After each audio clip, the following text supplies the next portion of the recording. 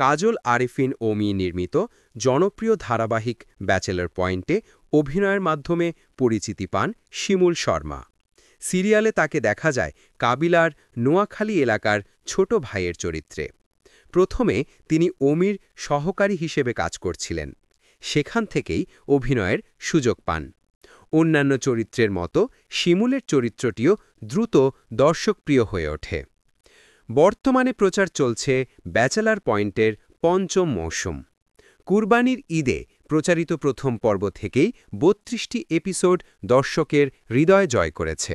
কাবিলা, হাবু, পাশা আর শিমুলকে নিয়ে নতুন রূপে জমে উঠেছিল নাটকটি।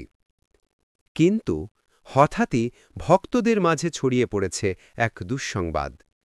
শোনা যাচ্ছে ৩৩তম পর্ব থেকে আর দেখা যাবে না জনপ্রিয় অভিনেতা শিমুলকে।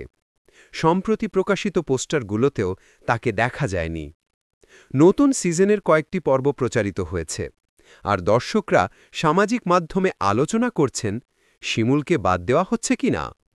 ব্যাচেলর পয়েন্টের পরিচালক কাজল আরেফিন ওমি বলেন, ব্যাচেলর পয়েন্ট তার নিজস্ব ধারাবাহিকতা বজায় রেখে সবসময় গল্প বলে। গল্প ওইভাবেই আগায়। সো ব্যাচেলর পয়েন্টে অনেকে আসবে, অনেকে যাবে, অনেক নতুন চরিত্র তৈরি হবে। সো ব্যাচেলর পয়েন্টের গল্প যখন যাকে প্রয়োজন মনে করবে তখন সে আসবে, আবার যাবে, আবার আসবে।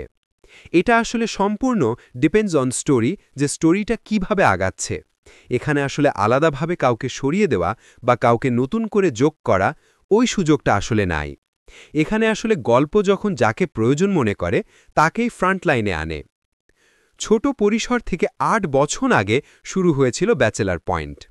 প্রচার শুরুর পরপরই এটি দর্শকদের মাঝে দারুণ জনপ্রিয় হয়ে ওঠে।